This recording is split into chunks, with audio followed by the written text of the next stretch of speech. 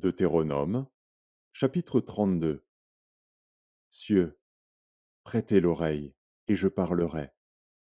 Terre, écoute les paroles de ma bouche. Que mes instructions se répandent comme la pluie, que ma parole tombe comme la rosée, comme des ondées sur la verdure, comme des gouttes d'eau sur l'herbe. Car je proclamerai le nom de l'Éternel. Rendez gloire à notre Dieu. Il est le rocher, ses œuvres sont parfaites, car toutes ses voies sont justes. C'est un Dieu fidèle et sans iniquité, il est juste et droit. S'ils se sont corrompus, à lui n'est point la faute.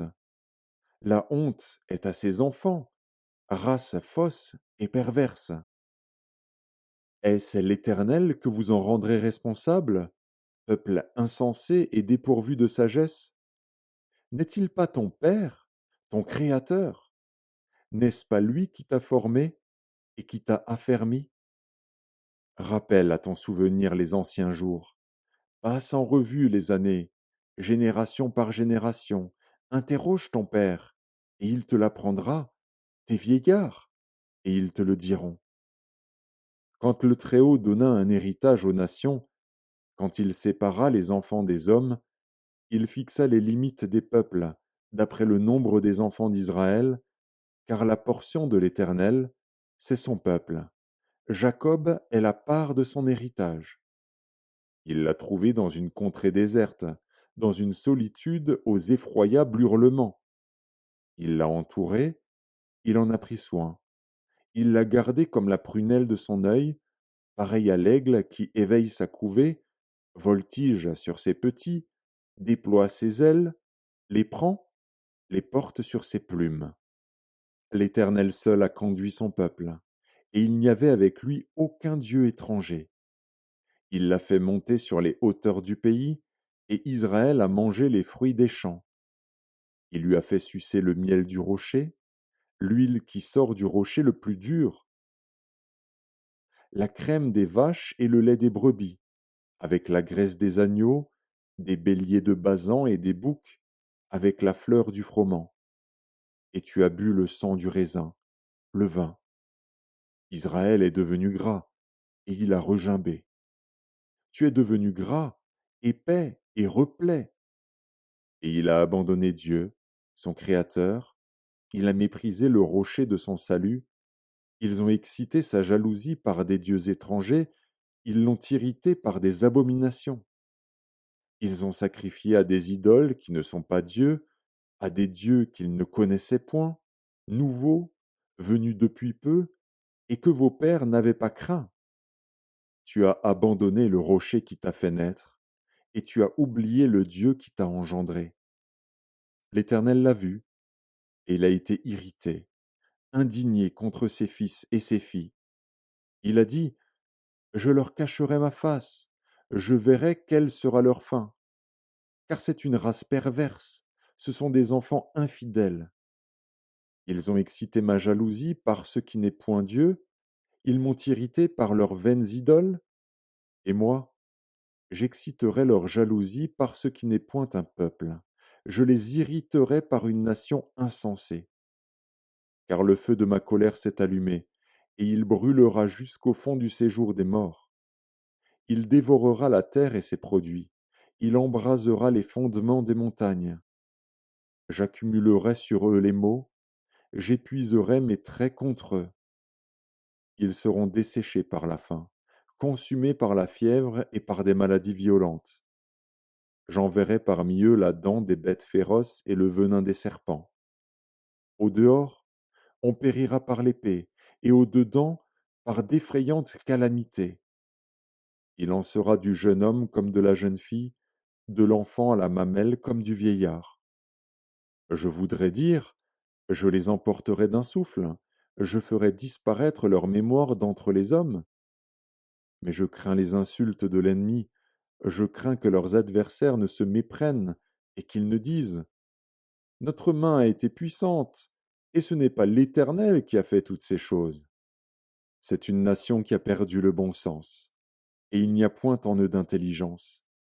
S'ils étaient sages, Voici ce qu'ils comprendraient, et ils penseraient à ce qui leur arrivera. Comment un seul en poursuivrait-il 1000, et deux en mettraient-ils 10 000 en fuite, si leur rocher ne les avait vendus, si l'Éternel ne les avait livrés? Car leur rocher n'est pas comme notre rocher, nos ennemis en sont juges. Mais leur vigne est du plan de Sodome et du terroir de Gomorrhe. Leurs raisins sont des raisins empoisonnés, leurs grappes sont amères. Leur vin, c'est le venin des serpents, c'est le poison cruel des aspics. Cela n'est-il pas caché près de moi, scellé dans mes trésors? À moi la vengeance et la rétribution, quand leur pied chancellera. Car le jour de leur malheur est proche, et ce qui les attend ne tardera pas.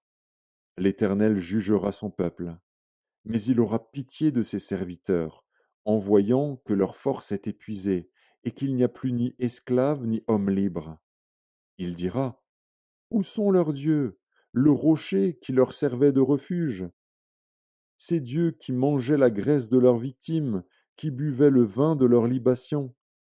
Qu'ils se lèvent, qu'ils vous secourent, qu'ils vous couvrent de leur protection. Sachez donc que c'est moi qui suis Dieu, et qu'il n'y a point de Dieu près de moi. Je fais vivre et je fais mourir, je blesse et je guéris, et personne ne délivre de ma main. Car je lève ma main vers le ciel, et je dis, je vis éternellement. Si j'aiguise l'éclair de mon épée et si ma main saisit la justice, je me vengerai de mes adversaires et je punirai ceux qui me haïssent. Mon épée dévorera leur chair, et j'enivrerai mes flèches de sang, du sang des blessés et des captifs, de la tête des chefs de l'ennemi. Nation, chantez les louanges de son peuple, car l'Éternel venge le sang de ses serviteurs, il se venge de ses adversaires, et il fait l'expiation pour son pays, pour son peuple. Moïse vint et prononça toutes les paroles de ce cantique en présence du peuple. Josué, fils de Nun, était avec lui.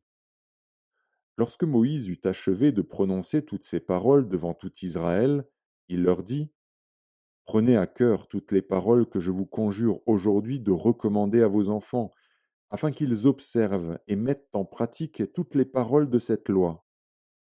Car ce n'est pas une chose sans importance pour vous, c'est votre vie, et c'est par là que vous prolongerez vos jours dans le pays dont vous aurez la possession, après avoir passé le Jourdain. Ce même jour, l'Éternel parla à Moïse et dit, monte sur cette montagne d'Abarim, sur le mont Nebo, au pays de Moab, vis-à-vis de Jéricho, et regarde le pays de Canaan que je donne en propriété aux enfants d'Israël. Tu mourras sur la montagne où tu vas monter, et tu seras recueilli auprès de ton peuple, comme Aaron, ton frère, est mort sur la montagne de Hor et a été recueilli auprès de son peuple, parce que vous avez péché contre moi au milieu des enfants d'Israël, près des eaux de Mériba, à Kadès, dans le désert de Tsin, et que vous ne m'avez point sanctifié au milieu des enfants d'Israël. Tu verras le pays devant toi, mais tu n'entreras point dans le pays que je donne aux enfants d'Israël.